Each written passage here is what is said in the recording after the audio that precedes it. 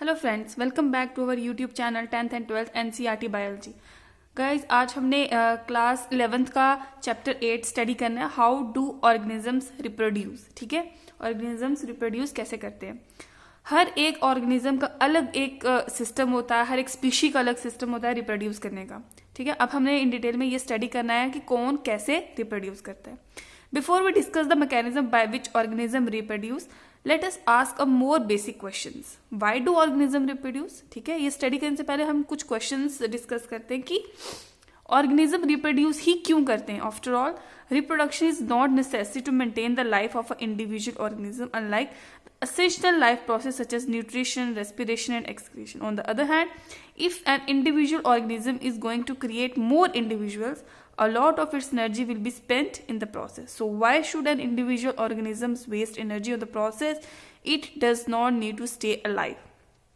आप इस पैराग्राफ से तो समझ गए होंगे कि एक लाइफ को सस्टेन करने के लिए मोस्टली लाइफ प्रोसेसेस जो होती हैं, न्यूट्रिशन होता है, रेस्पिरेशन है, एक्सक्रीशन होता है, इसको मेंटेन करना पड़ता है। दूसरी तरफ वही ऑर्गेनिज्म अगर रिप्रोड्यूस करता है तो अपनी बहुत सी एनर्जी वेस्ट कर देता है रिप्रोडक्शन में। तो क्यों इंडिविजुअल ऑर्गेनिज्म को अपनी एनर्जी वेस्ट करने की ज़रूरत है, जबकि उससे जिंदा रहने के लिए रिप्रोडक्शन करने की ज़रूरत नहीं है। तो ये ऐसा क्यों है कि ऑर्गेनिज्म रिप्रोड्यूस ही करे। Whatever the answer to this question, it is obvious that we notice organism because they reproduce. If there will be only one non-reproducing members of a particular kind, it is doubtful that we would have noticed its existence. It is the large number of organisms belonging to.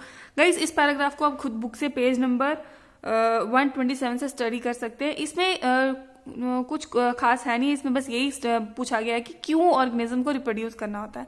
Answer तो यहाँ दिया नहीं है, but मैं आपको समझाती हूँ कि ऑर्गेनिजम्स को रिप्रोड्यूस इसलिए करना होता है ताकि वो अपनी स्पीशीज को जनरेशन आफ्टर जनरेशन कंटिन्यू कर सके। अगर एक इंडिविजुअल अपने लाइफ प्रोसेसेस को सस्टेन करने के लिए अपने लाइफ को ही सिर्फ कैरी ऑन करता है, न्यूट्रिशन करता है, रेस्पिरेशन करता है, एक्सक्रीशन करता है, अपनी लाइफ तो वो अच्छे से स्पेंड आउट कर देता है, बट ऐसा होता है कि इस लाइफ में जिसको जो आता है, जिसने आना है, उसकी डेथ भी जरूरी है। जो बर्थ लेता है उसकी डेथ भी जरूरी है। अब एक इंडिविजुअल अगर अपनी लाइफ प्रोसेस को कंटिन्यू करता है, एट लास्ट उसकी डेथ हो जाएगी, तो उसी की स्पीशी को आगे कंटिन्यू करने वाला कोई नहीं होगा। इसलिए रिप्रोडक्शन इसलिए होती है, रिप्रोड्यूस इसलिए किया जाता है ताकि जो अगर फर्स्ट स्पीशी की अगर डेथ हो जाती है तो उसका जो न्यू ऑफस्प्रिंग है, रिप्रोड्यूस करने के बाद जो प्रोडक्ट उसका आया है, जो उसका new offspring, new life generate हुई है, वो उसी की स्पीशी को आगे कंटिन्यू करे। इसलिए रिप्रोड्यूस किया जाता है। गाइस, आपको इसका समझ में आ गया होगा। Do organism create exact copies of themselves. 8.1 है कि क्या ऑर्गेनिज्म एग्जैक्ट कॉपीज क्रिएट करते हैं खुद के। क्या जैसे इंडिविजुअल है वो आगे न्यू बेबी को बॉर्न करते हैं, तो क्या वो एग्जैक्ट कॉपीज होते हैं उनके। इस चीज को हमने इसमें स्टडी करना है। Organism look similar because their body design are similar. Organism similar हो सकते हैं, होते हैं क्योंकि उनका बॉडी का डिजाइन सेम होता है। जैसे एक ह्यूमन बीइंग है तो दूसरे ह्यूमन बीइंग को बर्थ करेगा तो वही सेम 2 legs 2 arms सब सिस्टम सेम होगा, बट वो बिल्कुल आइडेंटिकल नहीं होगा। इसलिए डिफरेंस होता है। Looks similar but body design looks similar because their body design are similar. If body design are to be similar, the blueprints for this design should be similar. अगर design similar है तो blueprints of design भी similar होने चाहिए। Thus, reproduction at its basic level will involve making copies of blueprints of body design. In class 9, we learned that the chromosome in the nucleus of a cell contain information for inheritance of features from parents to next generation in the form of DNA. अब जो information है वो generation to generation कैसे transfer होती है, इन the form of DNA. ये क्या होता है, पेरेंट्स से ये का जो डीएनए होता है वो नेक्स्ट जनरेशन में ट्रांसफर हो जाता है। उनका इनहेरिटेंस ऑफ फीचर्स जो है वो ट्रांसफर हो जाते हैं नेक्स्ट ऑफस्प्रिंग्स में in the form of DNA molecules. DNA in the cell nucleus is the information source for making proteins. DNA cells में प्रेजेंट होता है, सेल न्यूक्लियस में प्रेजेंट होता है। ये एक इंफॉर्मेशन सोर्स होता है जो कि प्रोटीन्स बनाने में हेल्प करता है। If the information is changed, different proteins will be made. अगर इंफॉर्मेशन चेंज हो जाती है, अगर डीएनए डिस्टर्ब हो जाता है या कुछ भी प्रॉब्लम हो जाती है, तो क्या होगा कि different type of proteins produce होने लगेंगे। और डिफरेंट प्रोटीन्स जो है अगर प्रोड्यूस होते हैं तो क्या होगा कि बॉडी डिजाइन में अल्टर होने लगेगा। ठीक है, आपको यहां तक समझ में आ गया होगा। अब नेक्स्ट है therefore a basic event in reproduction is the creation of a DNA copies. इसलिए एक बेसिक इवेंट होता है रिप्रोडक्शन में कि जो डीएनए है उसका एग्जैक्ट कॉपी बनाया जाए ताकि कोई भी अल्टरेशन ना हो। Cell use chemical reaction to build copies of their DNA. अब सेल्स क्या है, वो केमिकल रिएक्शंस कैरी ऑन करते हैं ताकि उस पेरेंट के डीएनए का एग्जैक्ट कॉपी बना सकें। This create 2 copies of DNA in the reproducing cell and they will need to be separated from each other. However, keeping one copy of DNA in the original cell and simply pushing the other one to work would not work. अब क्या होता है कि इसमें जो parent DNA होता है उसको एग्जैक्ट कॉपी बनाना होता है। रिप्रोड्यूसिंग सेल में क्या होता है कि 2 कॉपीज ऑफ डीएनए बनता है, ठीक है। उससे क्या होता है कि एक तो वहां से सेपरेट हो जाता है और वो चला जाता है न्यू ऑफस्प्रिंग्स में, और जो दूसरा होता है वो वहीं स्टे करता है ओरिजिनल 1 में, ठीक है। अब आपने ये देख लिया कि उसमें 2 जो कॉपीज बनती है डीएनए की, एक तो ओरिजिनल 1 में चली जाती है और दूसरी जो होती है पुश आउट कर दी जाती है, जो कि ज्यादा वर्क नहीं करती है। Because the copy pushed out would not have an organised cellular structure for maintaining life processes.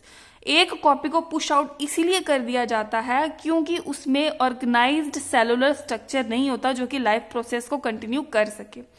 हर एक डीएनए में एक ऑर्गेनाइज सेलुलर स्ट्रक्चर होता है जो कि अपने क्लास 9th में स्टडी किया होगा। अगर नहीं किया तो आप अभी कर सकते हैं। नेक्स्ट हमने इसके पार्ट जो नेक्स्ट इसका चैप्टर होगा उसमें हमने उसी के बारे में स्टडी करना है। Therefore, DNA copying is accompanied by the creation of an additional cellular apparatus and then the DNA copy is separate, each with its own cellular apparatus. Effectively, a cell divides to give rise to 2 cells. इसमें क्या होता है कि जो एक DNA है उसका जब भी कॉपी बनता है तो कॉपी के जब बनता है तो उसके साथ साथ जो डीएनए के अंदर सेलुलर अपरेटस होते हैं वो भी कॉपी होते हैं। डीएनए की कॉपी होती है जब सेपरेट होता है तो साथ साथ में वो सेलुलर अपरेटस भी कॉपी होते हैं और वो भी सेपरेट होते हैं। इसीलिए हम डीएनए की जब कॉपीज बनती है तो हम इसे एग्जैक्ट कॉपीज कहते हैं। उसका इंटरनल स्ट्रक्चर भी कॉपी होता है। These 2 cells are of course similar, but they are likely to be absolutely identical.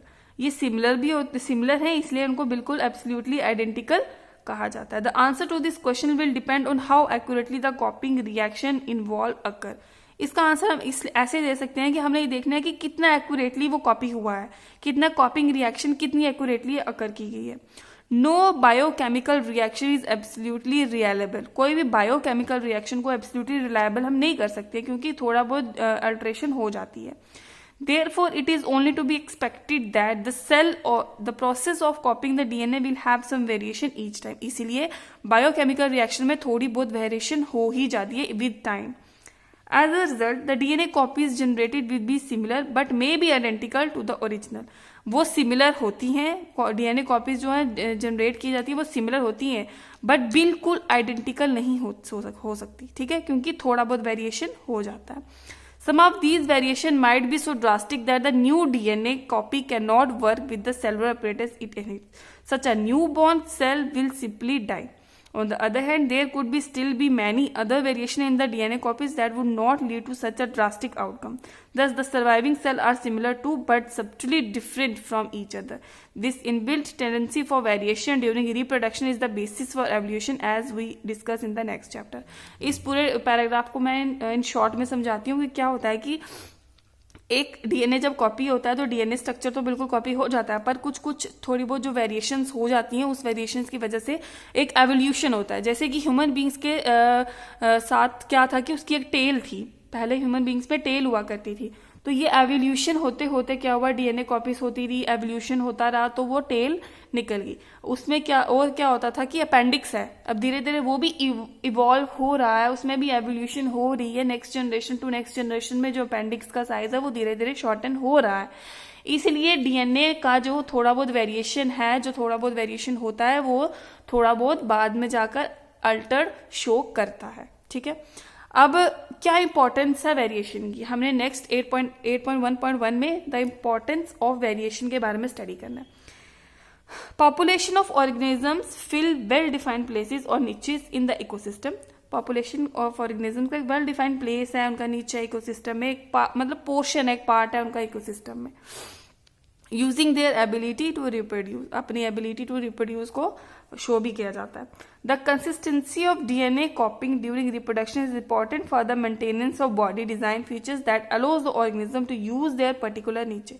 अब क्या होता है कि डीएनए की कॉपी करने की जो कंसिस्टेंसी है ड्यूरिंग रिप्रोडक्शन वो बहुत इंपॉर्टेंट होती है अपने बॉडी डिजाइन को मेंटेन करने की, ठीक है, क्योंकि डीएनए जो है वो ज्यादा अल्टर हो जाएगा तो फिर तो डिफॉर्मेशन हो जाएगी, इसलिए जो डीएनए की कॉपी है ड्यूरिंग रिप्रोडक्शन उसको बहुत ही ज़्यादा इंपॉर्टेंट होता है कि वो मेंटेनेंस रखे बॉडी डिज़ाइन के फीचर्स को, ताकि जो पॉपुलेशन है वो अपने पर्टिकुलर नीचे में पर्टिकुलर एनवायरनमेंट में इकोसिस्टम में एग्जिस्ट कर सके।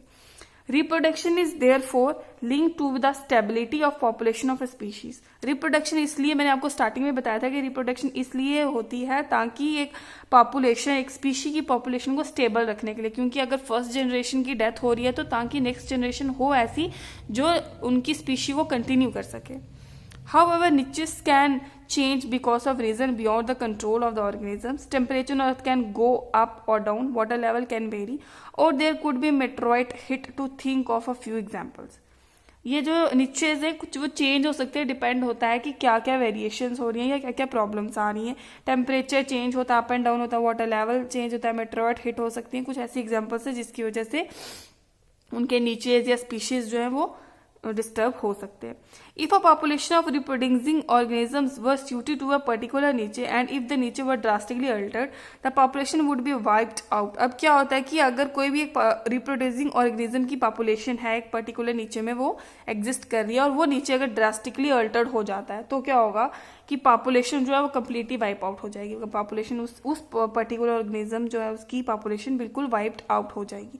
However, if some variation were to be present in few individual in these population, there would be some chances for them to survive.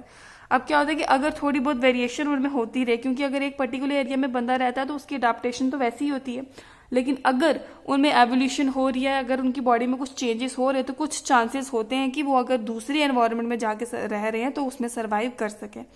Thus, if there were a population of bacteria living in temperate water and if the water temperature were to be increased by global warming, most of these bacteria would die. But the few variant resistance to heat would survive and grow further. Variation is thus useful for the survival of species over time. इसमें बताया गया कि हम एक example लेते हैं, जैसे एक बैक्टीरिया की पॉपुलेशन है, अगर वो बैक्टीरिया टेम्परेट वाटर में रहता है, ठीक है, और अब उस वाटर के टेम्परेचर को रेज होना है ग्लोबल वार्मिंग की वजह से, वो वाटर का टेम्परेचर जो रेज हो गया तो क्या होगा, मोस्टली बैक्टीरिया जो है डाई हो जाएंगे क्योंकि उनका टेम्परेचर चेंज हो गया तो वो डाई हो जाएंगे। बट कुछ बैक्टीरियाज ऐसे होंगे जिनमें वेरिएशंस हुई होंगी, कुछ वेरिएंट हुए होंगे, वो क्या हो जाएगा, हीट रेजिस्टेंट हो जाएंगे, वो हीट रेजिस्टेंट हो जाएंगे, उनके उस इंक्रीज इन टेम्परेचर की वजह से कोई प्रॉब्लम नहीं होगी और वो फर्दर सर्वाइव कर लेंगे। इसलिए वेरिएशन भी सर्वाइवल ऑफ स्पीशी के लिए ज़रूरी होता है। तो गाइज ये टॉपिक हमने आज यहाँ तक करना है। नेक्स्ट हम वीडियो में पढ़ेंगे mode of reproduction used by single organisms, ठीक है। तो किसी को भी कोई कन्फ्यूजन है तो कमेंट सेक्शन में पूछ सकता है। Thank you guys.